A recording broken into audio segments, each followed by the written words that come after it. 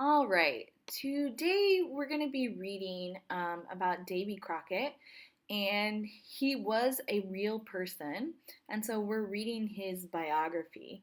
So, a biography, again, if you've forgotten, is a nonfiction text about a person.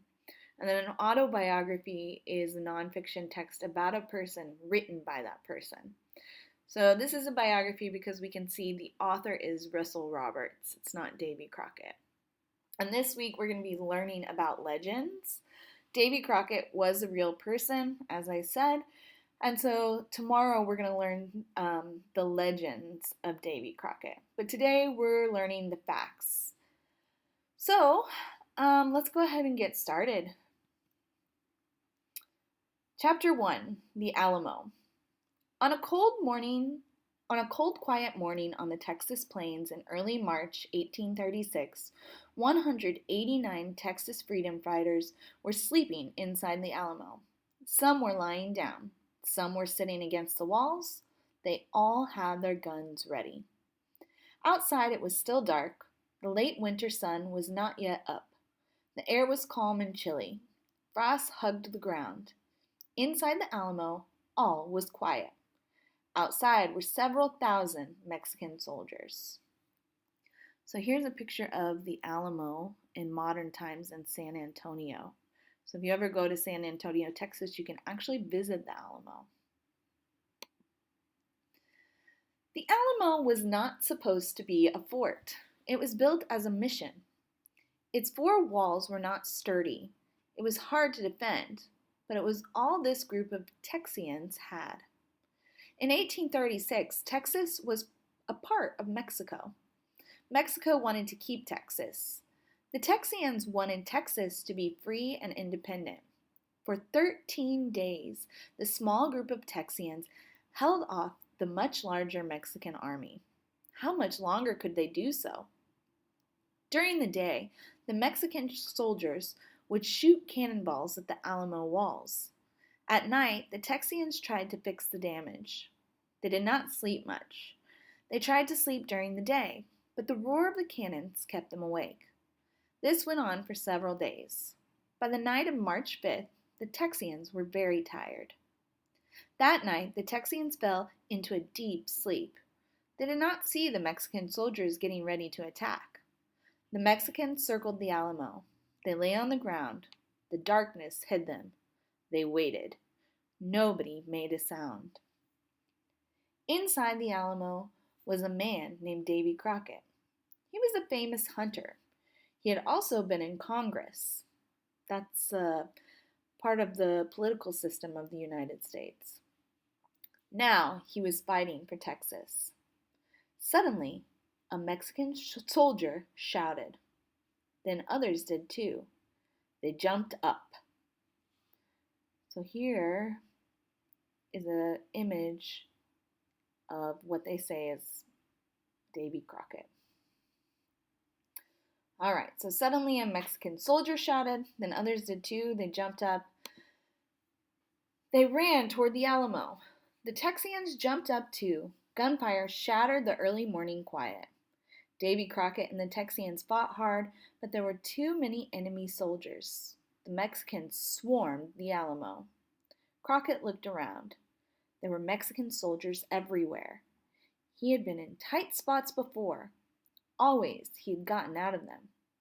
Could he get out of this one too? You can see this is a famous battle, and so here are paintings and drawings of the Alamo. And here's young Davy Crockett. All right, so young Davy, chapter 2.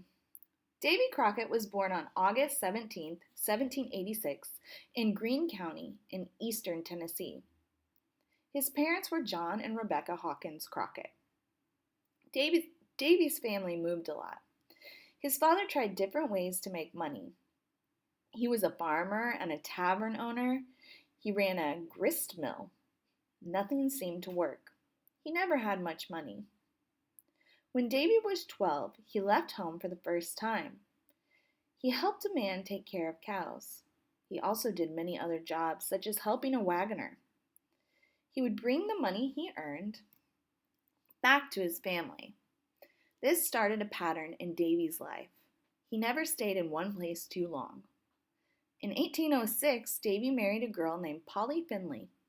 They had 2 boys, John Wesley and William. They also had a girl named Margaret. Davy hunted for food. He enjoyed hunting and was good at it. Like his father, he found it hard to make money. In 1813, Crockett joined the war against the Creek Indians. Polly begged him not to go. She was scared to be alone with the children. Davy went anyway. When he returned home in 1815, Polly was sick. Soon she died. Davy then married a widow named Elizabeth Patton, but he always missed Polly. Crockett kept moving his family. Finally, they settled in western Tennessee. At this time, there were only 24 states in America. Western Tennessee was not developed.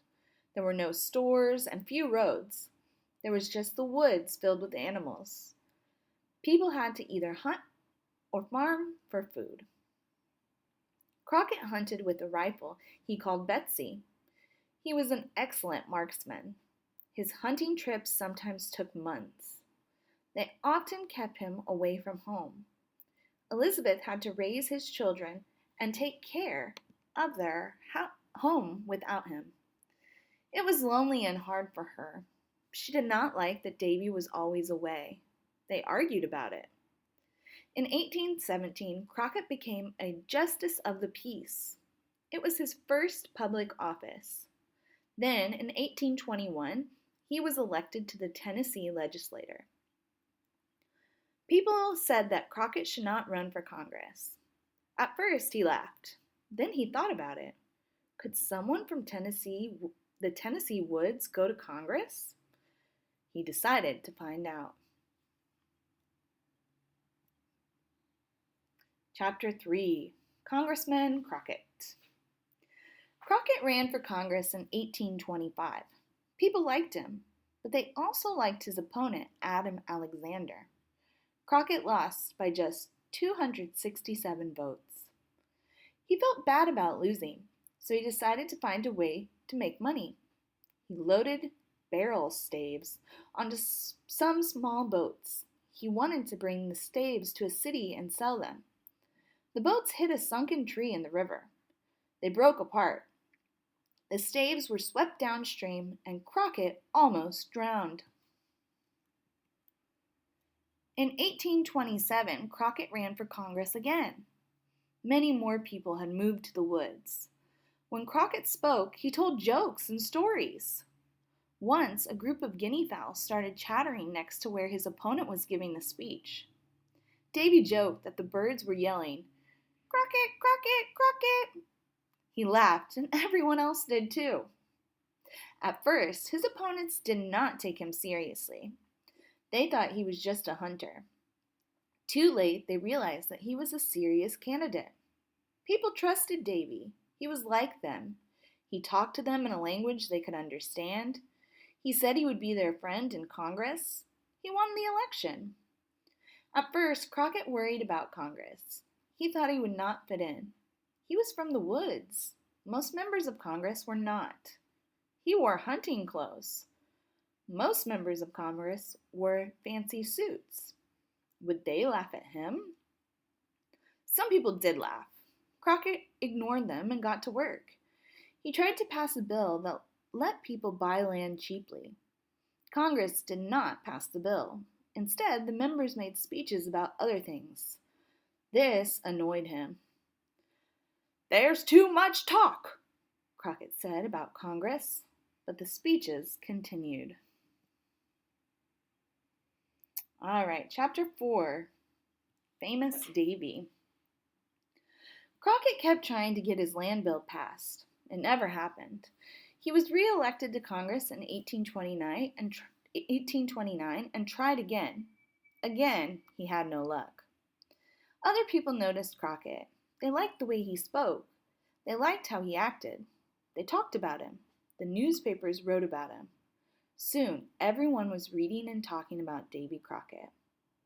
In 1831, a man wrote a play called The Lion of the West. The main character was named Nimrod Wildfire, but everyone knew it was really Davy Crockett. The play was very popular. The author made money. Some politicians were jealous of Crockett. They worried about the attention he got. They thought he might become too powerful. They did not want that. They helped defeat Crockett in the next election. Crockett did not stay defeated for long. In 1833, he ran for Congress again and won. Back in Congress, it was the same old story. He could not get his land bill passed. Crockett was still famous. A man wrote a book about him. People bought every single copy. The author made money. Crockett did not make money from either the play or book. The book told tall tales, remember that from last week, about him. It said he would brag and boast. It said he was half horse and half alligator. That was supposed to make him seem tough. Instead, it made him look silly. Crockett did not brag and boast. He did not even like to be called Davy. He preferred David. Crockett decided to write his own book. That would tell people the truth about him. He also hoped it would make him some money. The book was popular. In it, he wrote, "Be always sure you're right, then go ahead." The book made him even more famous. He got a new hunting rifle as a gift. He named it Pretty Betsy. Politicians grew more jealous of Crockett. They worried that he might run for president of the United States. That scared them. In 1835, they again helped defeat him for re-election. Crockett decided to go on an adventure to forget the loss. He went to Texas. All right, Chapter 5. How did Crockett die? Crockett joined the Texians in the Alamo. He played his fiddle to entertain them. The Texians were happy he was there. They were probably also glad because he was such a good shot. When the Mexican soldiers attacked in the early morning of March 6, 1836, the Texians could not stop them. All the Texians defending the Alamo were killed, including Davy Crockett. No one knows how Crockett died, but there are many theories.